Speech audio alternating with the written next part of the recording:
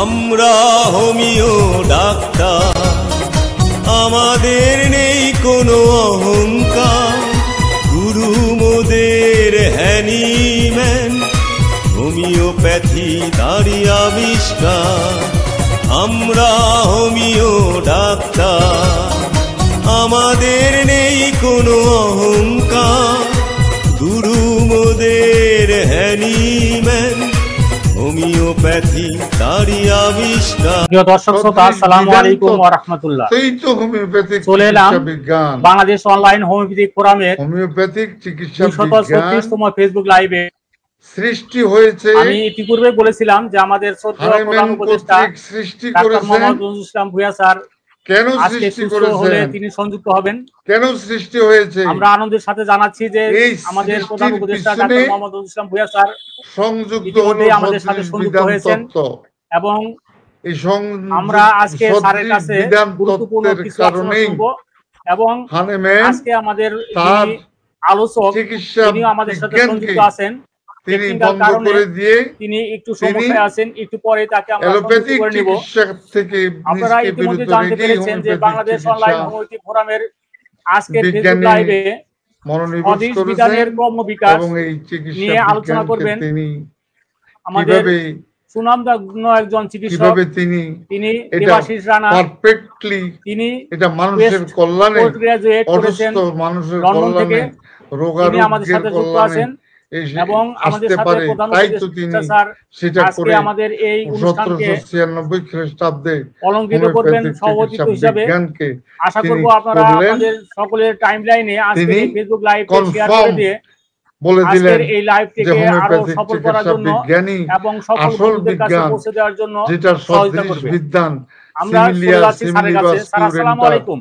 এর উপর ভিত্তি করেই ওয়ালাইকুম আসসালাম ওয়া রাহমাতুল্লাহি ওয়া বারাকাতুহু 1796 এরপরে অত্যন্ত আনন্দিত যে আপনি সুস্থ হয়ে তিনি কি করলেন, আমাদের সাথে সংযুক্ত হয়েছেন এই বিজ্ঞানকে এবং আমরা অধীর আগ্রহে অপেক্ষা করছিলাম যে প্রতি সোমবারে এই আয়োজনে তার সৃষ্টির রহস্য আমরা আপনাকে নিয়মিত পাবো। সেই সৃষ্টির রহস্যকে নিয়ে আমরা অপেক্ষা করছিলাম। আজকে আপনাকে আমাদের সাথে আমরা অত্যন্ত আনন্দিত। তিনি ধাপে ধাপে আপনার কাছে আজকে জানতে চাবো যে এই হদিস বিধানের অর্গান অফ মেডিসিন ক্রমবিকাশ কিভাবে আমরা এই হদিস বিধান কি করলেন আমাদের কাছে পৌঁছলো এবং ক্রমে ক্রমে আমাদের হোমিওপ্যাথিতে সংযুক্ত হলো, এই বিষয়কে নিয়ে যদি স্যার আপনি আজকে আলোচনা সূত্রপাত করেন ধাপে ধাপে স্যার কৃতার্থ হব। চিকিৎসা বিজ্ঞানকে প্রস্ফুটিত করলেন তিনি।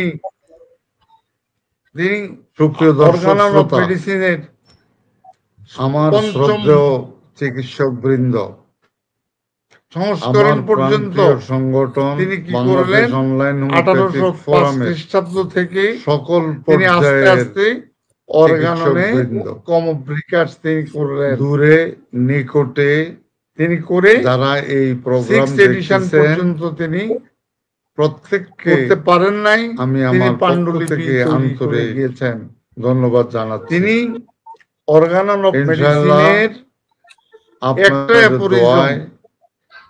একটা পরিজন নাম্বার 26 এই 26 এ হলো আমি বলবো আমাকে এই মুক্তি দিয়েছেন। আজকের এই আলোচ্য বিষয়ে লাখ লাখ শুকরিয়া। আলোচ্য বিষয়ের ধারাবাহিকতা আমার কৃতজ্ঞতা এবং ভালোবাসা বলা হয়েছে a weaker dynamic affection আজকে in the living organism যে বিষয়ে is always distinguished by a stronger and similar one।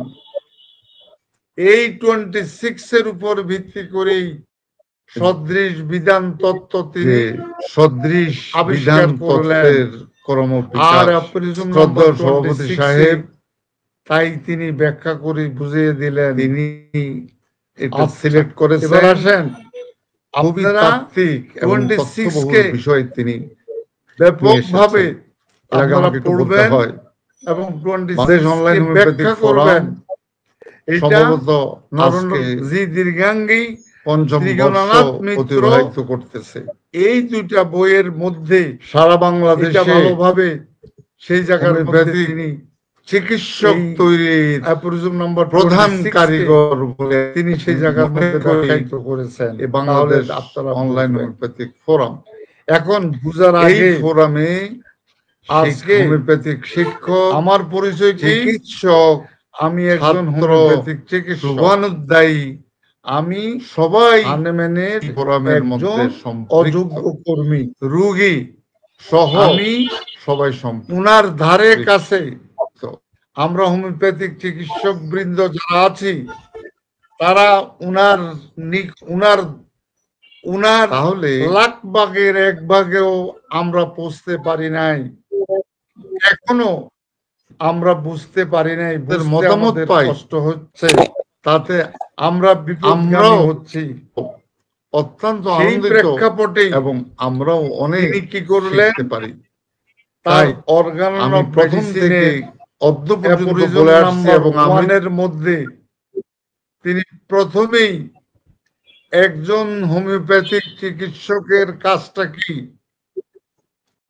কি কাজ, তিনি কি করবেন, তিনি সেই জায়গার মধ্যে আলোকপাত করলেন। The physician's high and only mission is to restore the sick to health, to cure as it is termed. তার মানে একজন হোমিওপ্যাথিক চিকিৎসকের একমাত্র কর্তব্য, একমাত্র কাজ রোগীকে তার পূর্বের অবস্থানে ফিরিয়ে নিয়ে আসা। আমি আপনি আমাদের শ্রদ্ধেয় একেবারে সাহেব আমাদের কাজটাও তাই। আমাদের এই কাজটা কিভাবে করব? থ্রো অ্যাপোরিজম নাম্বার 27 অনুসারে, সরি 26, থ্রো অ্যাপোরিজম নাম্বার 26 অনুসারে আমরা এই কাজটা করব। আমরা একজন রোগীকে ভালো করব, এইভাবে আমাদেরকে তিনি গাইডলাইন দিয়েছেন, এবং সদৃশ বিধান তত্ত্ব অনুসারে আমাদের এই গাইডলাইনে তিনি অ্যাপোরিজম নাম্বার 2-তে বলে দিয়েছেন যে what are the fundamental points of ideal cure. আপনি যে কিউর রোগীকে ভালো করবেন, ভালো করার আপনার নীতি আদর্শগুলি কি, ফান্ডামেন্টাল পয়েন্টস গুলি কি, কিভাবে আপনি রোগীকে আরোগ্য করবেন, তার গাইডলাইন হানেম্যান নিজে দিয়ে দিয়েছেন। আমি আর আপনি আমাদের অন্তর্দৃষ্টিতে অ্যাপোরিজম নাম্বার 2 এর আপনারা যদি অ্যানালাইসিস করেন, আপনারা যদি মনোযোগ সহকারে আপনারা পড়েন, অর্থ করেন, তাহলে আপনারা বুঝবেন। সেই বুঝা অনুসারে আমাদের জ্ঞানের গভীরতা খুব কম, ধৈর্য খুব কম। আমি অনেক জায়গায় বলি পৃথিবীতে কোনো কঠিনতম সাবজেক্ট যদি থেকে থাকে তা হলো হোমিওপ্যাথিক চিকিৎসা বিজ্ঞান। আপনি অ্যাপোরিজম নাম্বারের অন্তর্নিহিত, অ্যাপোরিজম নাম্বার 2 এর অন্তর্নিহিত তাৎপর্য আপনাকে বুঝতে হবে। ঠিক তেমনি ভাবে অ্যাপোরিজম নাম্বার 3-তে আপনাকে যা গাইডলাইন দিয়েছে, আপনি যদি গাইডলাইন ফলো না করেন, আপনি যদি হানেম্যানের এই বক্তব্যগুলি না শুনেন, না বুঝেন, তাহলে তো এ family without discipline become a mad house. আপনি হয়ে যাবেন হোমিওপ্যাথিক চিকিৎসক না হয়ে আপনি হবেন একজন পাগলাকারতের ব্যক্তি। আপনি চিকিৎসা করতে পারবেন না, আপনি বিভিন্ন পথভ্রষ্ট হয়ে যাবেন। যেমন আজকে এই বাংলায় শতকরা 80 থেকে 90 জন হোমিওপ্যাথিক চিকিৎসক আপনারা অ্যাপোরিজম নাম্বার 3-কে অনুসরণ না করে, অ্যাপোরিজম নাম্বার 2-কে অনুসরণ না করে আপনারা চিকিৎসা করতেছেন, আর আপনারা হয়ে যাচ্ছেন 80 থেকে 90% চিকিৎসক পথভ্রষ্ট হয়ে যাচ্ছেন। আপনারা একসাথে 5টা 10টা 7টা 20টা 30টা ওষুধ আপনারা অ্যাপ্লাই করতেছেন, যে অ্যাপ্লিকেশনের মধ্যে সদৃশ বিধান তত্ত্ব নাই, অ্যাপোরিজম নাম্বার 26 নাই, তাহলে কিভাবে আপনার কাছে রোগী ভালো হবে? আপনাকে ভালো করতে গেলে অ্যাপরিজম নাম্বার 3 কে বুঝতে হবে। আপনাকে বুঝতে হবে অবস্টাকেল টু কিউর, আপনাকে বুঝতে হবে সিউডোক্রনিক ডিজিজ, এইগুলি আপনাকে বুঝতে হবে। তারপরে হানেম্যান তিনি অ্যাপরিজম নাম্বার 5-এ পরিষ্কারভাবে ক্লিয়ারলি, ক্রিস্টাল ক্লিয়ারলি তিনি কজ অফ দ্য ডিজিজ তিনি বলে দিয়েছেন, রোগের কারণটা কি এবং হোয়াট ইজ ডিজিজ, রোগটা কি, আপনি রোগের কি ভালো করবেন। তিনি অ্যাপরিজম নাম্বার 5-এর মধ্যে রোগটাকে দুইটা ভাগ করেছে। আপনাকে বুঝতে হবে acute disease, chronic disease, acute disease, chronic disease বুঝতে হবে। এবং তিনি আরো বলেছেন আপনার যে অ্যাকিউট ডিজিজ এটার ফান্ডামেন্টাল কজটা কি, অ্যাকিউট ডিজিজের ফান্ডামেন্টাল কজটা হলো এক্সাইটিং কজ। যেমন আজকে আমি চিকুন নিয়ে আক্রান্ত, আজকে আমি ডেঙ্গুতে আক্রান্ত, বাংলাদেশে হাজার হাজার, এই যে হাজার হাজার মারা যাচ্ছে, তাই বলি কি এরা ক্রনিক ডিজিজের রোগী? নো, এগুলা এক্সাইটিং কজ। তার ফান্ডামেন্টাল কজ, এক্সাইটিং কজ হলো এই যে ডেঙ্গু, মশা এবং চিকুনগুনিয়া আদার্স। আপনাকে এই এক্সাইটিং কজ বুঝতে হবে। আপনার রোগের বয়স 30 বছর, আপনি যদি মনে করেন এটা ক্রনিক ডিজিজ, এটা সম্পূর্ণ ভুল। আপনি মায়ের পেটে আঘাতপ্রাপ্ত হয়ে পৃথিবীতে এসেছেন, সেই আঘাত নিয়ে আপনি আজকে 30 বছর সার্ভাইভ করতেছেন। আপনাকে বুঝতে হবে রোগের অন্তর্নিহিত তাৎপর্য, আপনার এই রোগের সৃষ্টি আপনি মায়ের পেট থেকে নিয়ে আসছেন। আপনি সোরাস, সিফিলিস, সাইকোসিস, টিউবারকুলোসিস, এই বিষয়গুলি, মায়াজমেটিক অবস্থানগুলি আপনি কি করেছেন? আপনি অর্জিত, আপনি মায়ের পেট থেকে নিয়ে আসতেছেন, আপনাকে বুঝতে হবে। ঠিক তেমনি ভাবে ক্রনিক ডিজিজের আপনাকে প্রথম আপনার কাছে যখন রোগী আসবে তখন আপনি বুঝে নিবেন, আপনি রোগীর সাথে আলোচনা করবেন, সেই আলোচনা করতে হবে according to organ of medicine, আলোচনা করে এরপরে যে আপনি ক্রনিক ডিজিজ ফাইন্ড আউট করবেন।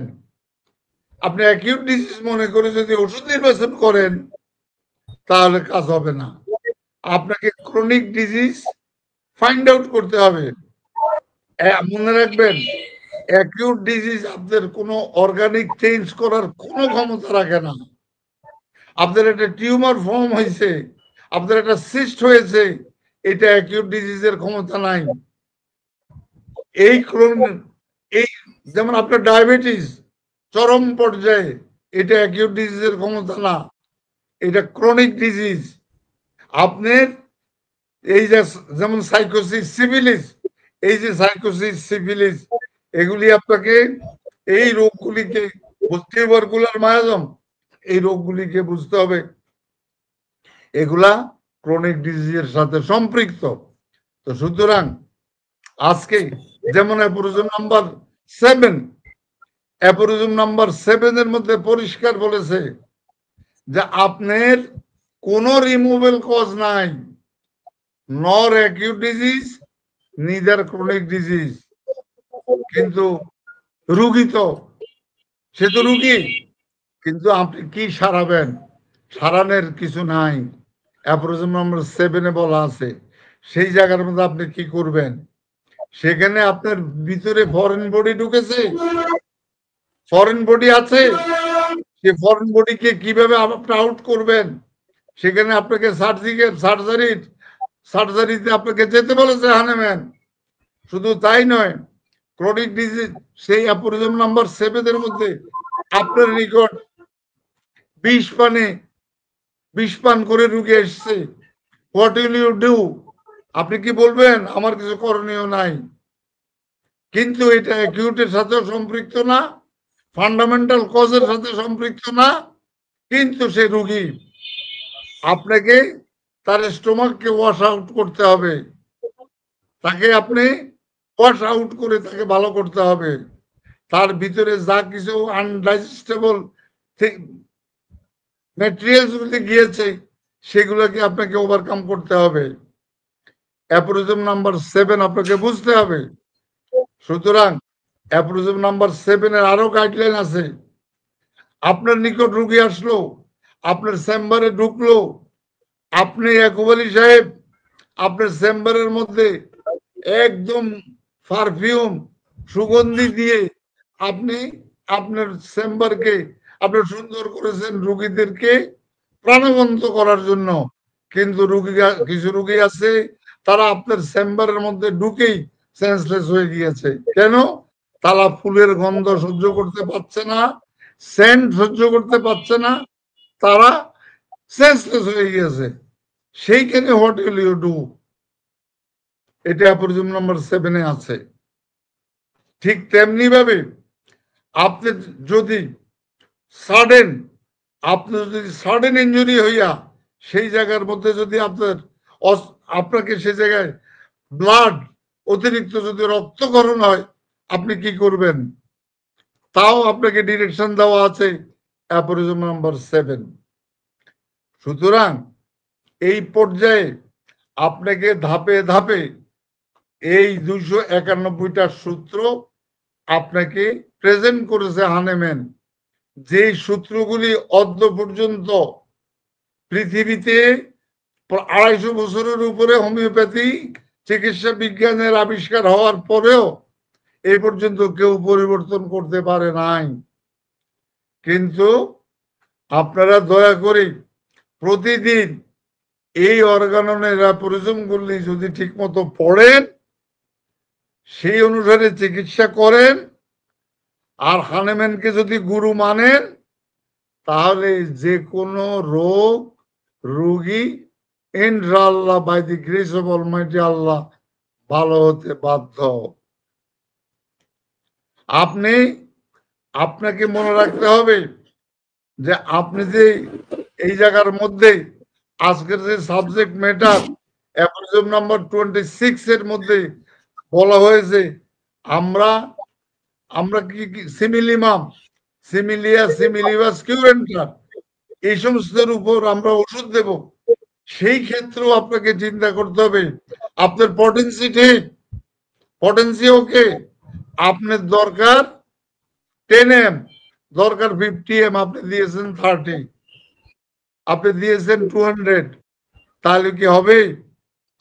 অথবা আপনার দরকার 30, আপনি দিয়ে দিচ্ছেন 10 m, 50 m, cm, সেই জায়গার মধ্যেও আপনি সিমিলিমামে গন্ডগোল করেছেন। সেই সিমিলিমামও আপনাকে বুঝতে হবে যে আপনার হাতের মধ্যে অস্ত্র রাখতে হবে। আপনাকে বুঝতে হবে যে কখন কোন পর্যায়ে কোন পাওয়ার আমি ওষুধ প্রয়োগ করব, কোন শক্তির ওষুধ প্রয়োগ করব, কতটুকু প্রয়োগ করব, কতবার প্রয়োগ করব, কোথায় আমি প্লাসিবো দেব, এই বিষয়গুলি আপনাকে খেয়াল রাখতে হবে। তাহলেই আজকের এই সাবজেক্ট ম্যাটারটা প্রাণবন্ত হবে। সাবজেক্ট ম্যাটার আমি শুধু কেবল মুখস্থ করলে চলবে না, তার বাস্তবে আপনাকে আসতে হবে। যেমন আমার তো ম্যাক্সিমাম ওষুধগুলি related with mental disease, mental symptoms. Hahnemann 83 থেকে 104 আপনাকে কেস টেকিং এর ধারণা তো দিছেই, তারপরেও মেন্টাল ডিজিজের 210 থেকে 230 আপনাকে মেন্টাল ডিজিজের ধারণা দিয়েছে। সেই ধারণায় এবং বলছে হোমিওপ্যাথিতে ম্যাক্সিমাম মেডিসিন গুলি যে মেন্টাল সিমটমস এর সাথে সম্পৃক্ত। আপনি যদি সেগুলোকে প্রাধান্য না দেন, মেন্টাল সিমটমস এর গুরুত্ব না দেন, তাহলে আপনি ফাইনাল স্টেজে পৌঁছতে পারবেন না। একটা বইয়ে লিখেছে বিজয় কুমার বসু মেন্টাল সিমটমস এর উপর বই। আমাদের প্রত্যেক, আপনি দেখেন, আপনি অ্যাকোনাইটের কথা চিন্তা করেন, অ্যাকোনাইটের মেন্টাল সিমটমস, আর্সেনিকের মেন্টাল সিমটমস, ব্রায়োনিয়ার মেন্টাল সিমটমস, আপনি চিন্তা করেন। আপনি যদি এখন এই যে আমি কথা বলতেছি, আমি আমার এই কথায় কি বোঝা যাচ্ছে আমি অসুস্থ? মোটেও বোঝা যাচ্ছে না। তাহলে আপনি যদি ম্যাথমেটিক এবং অর্গানকে ফলো করেন আর ব্রায়োনিয়ার চিত্রটা, জেলসিমিয়ামের চিত্রটা যদি আপনার সামনে প্রকাশিত হয়, আপনি দেখবেন ব্রায়োনিয়ার রোগী একুব সাহেবের কাছে আসতে পারবে না, জেলসির রোগী আসতে পারবে না, কারণ আসার তার কোনো ক্ষমতা নাই, এতই অসুস্থ। কারণ হাঁটলে, কথা বললে তার কষ্ট বেড়ে যায়, সে কেমনে আসবে?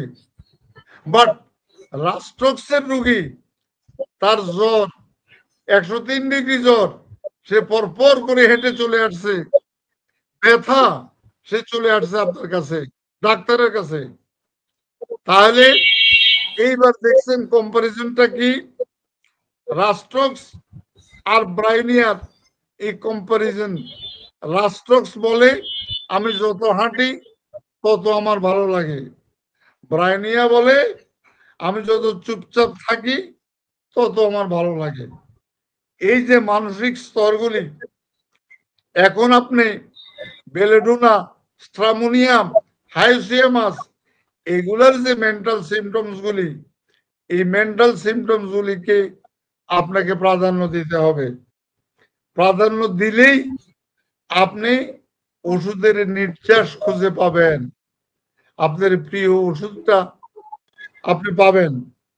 তাহলে দেখেন, আপনাকে সিমিলিমাম, শুধু ওষুধের ক্ষেত্রে সিমিলিমাম নয়, ওষুধ আপনার জেলসিমিয়াম ঠিক আছে, ব্রায়োনিয়া ঠিক আছে, কিন্তু আপনি পাওয়ারের ক্ষেত্রে গন্ডগোল করলেন, আপনি শক্তির ক্ষেত্রে গন্ডগোল করলেন, পটেন্সির ক্ষেত্রে গন্ডগোল করলেন, আপনি মুখের মধ্যে ফোঁটা মাত্রায় কয়েক ফোঁটা দিয়ে দিলেন, তাহলে কি হিতে হয়ে যাবে বিপরীত। ওষুধ তো সিমিলিমাম।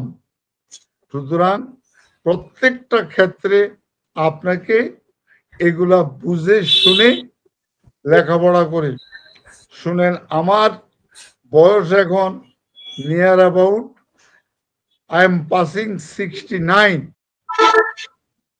আমি বারবার মৃত্যুর হাত থেকে ফিরে এসেছি, আপনাদের দোয়ায় আমি ফিরে এসেছি।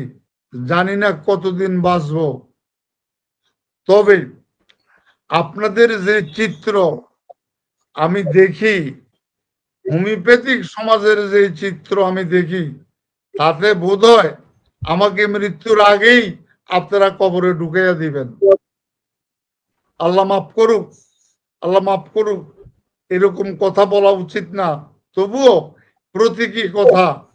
কারণ আপনাদের অবস্থান দেখে আমি আরো বেশি, আমার মেন্টাল সিমটম সৃষ্টি হয়ে যায় যে এই হোমিওপ্যাথি আমি পড়লাম, এই হোমিওপ্যাথি ঢাকা বিশ্ববিদ্যালয় থেকে আমি ডিগ্রি নিলাম, এই হোমিওপ্যাথিতে আমি ফার্স্ট গ্রাজুয়েট, এই চরিত্র আমি সেই নজরুল ঢাকা ইউনিভার্সিটি থেকে পাশ করা লোক, হোমিওপ্যাথির আন্দোলনের সাথে সম্পৃক্ত, অদ্য পর্যন্ত গভর্নমেন্ট হোমিওপ্যাথিক মেডিকেল কলেজ থেকে আমার ছাত্র কোথায় নাই, সারা বাংলাদেশে ছাত্র আছে। কিন্তু আমার কষ্ট, আমি ছাত্র সৃষ্টি করেছি ঠিকই, কিন্তু হোমিওপ্যাথিক চিকিৎসক আমি খুব কম, হোমিওপ্যাথিক চিকিৎসক আমি সৃষ্টি করতে পেরেছি। আমি আজকে যিনি বাংলাদেশ অনলাইন হোমিওপ্যাথিক ফোরামের সভাপতি, যিনি আমাদেরকে প্রতি মুহূর্তে তার শ্রম মেধা দিয়ে আমাদেরকে একত্রিত করে রাখছেন, ওনাকে প্রশ্ন করি, উনি কি পারবেন যে আমরা এত কষ্ট করি আর প্যাটেন্ট টনিক কম্বিনেশন দিয়ে আপনারা করেন চিকিৎসা, আমাদের এক সরোয়ার আলম আছে, এতে সব ক্যান্সার ভালো করে, 120টা ওষুধ একসাথে দেয়। এখন সরকারের প্রশাসন আছে, আপনারা আমরা আছি, কোন বিদ্যায় আমার মন চাইতেছে তার কাছে যাইয়া তার কাছে একটু শিখি, তার ছাত্র হইতে চাই। যদি 120টা ওষুধ দিয়ে একসাথে ক্যান্সার ভালো হয়ে যায় তাহলে মন্দ কি, তার ছাত্র হই। আমি বারবার বলেছি, দয়া করে আপনারা 10-12 জন একত্রিত হয়ে তার কাছে যান, সে কোন বিদ্যায় পারদর্শী হয়ে এই চিকিৎসাটা করেন। আমরা একটু যাই, আমরা সেখানে প্রয়োজনে হানেম্যানকে আমরা সেখানে আবার নতুন করে নতুন হানেম্যানের জন্ম সৃষ্টি করব। এখন তবে পৃথিবীর ইতিহাস থেকে অদ্য পর্যন্ত হোমিওপ্যাথিক চিকিৎসা বিজ্ঞানের ইতিহাস নিয়ে আমরা যা বুঝছি, যে ইতিহাসকে বিকৃত এই পর্যন্ত করতে পারে নাই, করার সুযোগ থাকলেও করতে পারে নাই, কারণ ওই মাথা আসে নাই, সিমিল ইমামের বাইরে যেতে পারে নাই। 1991 সনে আপনার অস্ট্রেলিয়ার কানাডার বিজ্ঞানীরাও তারা ক্ষুদ্র মাত্রার রহস্য নিয়ে তারা অনেক গবেষণা করছে, কিন্তু তারা সেই গবেষণাতে তারা ফেলিওর হয়েছে। তারা ক্ষুদ্র মাত্রাকেই তারা প্রাধান্য দিয়েছে। সুতরাং আপনাদের কাছে বিনীত অনুরোধ, পয়সা আপনারা ইনকাম করতে পারবেন, আপনারা হোমিওপ্যাথির ঘরে আজকে ঢুকলে বোঝা যায় না যে কি হোমিওপ্যাথিক চেম্বার না অ্যালোপ্যাথিক না ইউনানি আয়ুর্বেদিক। আর আমাদেরকে দেখাশোনা করবে সে করার মতো সরকারি কোনো লোক নাই। সরকারি যে সমস্ত লোক আছে এ তারা কেউই হোমিওপ্যাথিক ডাক্তার না। সকল ক্ষেত্রে আমরা বাধাগ্রস্ত। তারপরেও আজকে বলতে হয় যে WHO আপনার ওয়ার্ল্ড হেলথ অর্গানাইজেশনের আন্ডারে যতগুলি রাষ্ট্র আছে তার মধ্যে 88টা রাষ্ট্রে হোমিওপ্যাথিক চিকিৎসা আপন মহিমায় প্রজ্বলিত। আর ওই বাংলায়, এই বাংলাদেশের সরকারি প্রায় 200টা হসপিটাল, সেই হসপিটালে হোমিওপ্যাথিক চিকিৎসক কর্মরত। অ্যালোপ্যাথিক ডাক্তাররা দূরবীন দিয়ে তারা চেষ্টা করেছে দেখি হোমিওপ্যাথিক ডাক্তারদের হাতে রোগী মারা যায় কিনা, তাদেরকে অ্যারেস্ট করা যায় কিনা, ফাঁসি দেওয়া যায় কিনা, একজনও পারে নাই। এ পর্যন্ত কোন সিভিল সার্জন তারা বলতে পারে নাই যে ওই হোমিওপ্যাথিক ডাক্তারের দ্বারা রোগী মারা গেছে। টিল টুডে অন্ত পর্যন্ত পারে নাই। সুতরাং এই অ্যাচিভমেন্ট আমাদের হোমিওপ্যাথিক চিকিৎসা বিজ্ঞানের, এই অ্যাচিভমেন্ট সাধারণত হোমিওপ্যাথিক মেডিকেল সায়েন্স হানেম্যানের। তাই আপনারা দয়া করে আপনারা হানেম্যানের নীতি আদর্শ অনুসরণ করে আপনারা চিকিৎসা করবেন। আপনাদেরকে আমি মোটেও আমি বলি নাই যে আপনারা কম্পিউটার দেখবেন না, আপনারা রেপার্টরি দেখবেন না, বাট আপনারা কম্পিউটার বেসড হবেন না, আপনারা রেপার্টরি বেসড হবেন না। আপনারা ওগুলোর থেকে এগুলা ক্যাটালিস্ট হিসাবে রোগীর রোগ নির্ণয় করার যন্ত্র হলো সেগুলোর থেকে নির্দেশ নিয়ে on the basis of totality of symptoms from organ of medicine from Mathematica তারা ওষুধ দিবেন। ইনশাআল্লাহ আপনারা একজনও আপনারা ফেলিওর হবেন না। আমার চেম্বারে আসেন, এসে দেখবেন যে কোনো ওষুধ নাই, কোনো ওষুধ নাই। ওষুধের এই ড্রাম ফাইল, কয়েকটা ড্রাম ফাইল আমাকে রোগীরা কয় স্যার আপনার ওষুধ কোথায়? এটা কি উকিলের চেম্বার? সুতরাং দয়া করে আপনারা পড়বেন। আমরা তো খরচের খাতায় আছি, আমাদেরকে এখন মানে আল্লাহ পাক আপনাদের দোয়া যে কয়দিন বাঁচায়, আমাদেরকে একটু ভালোভাবে বাঁচতে দিন। ভালোভাবে আপনারা নীতি আদর্শ অনুসারে চিকিৎসা করুন।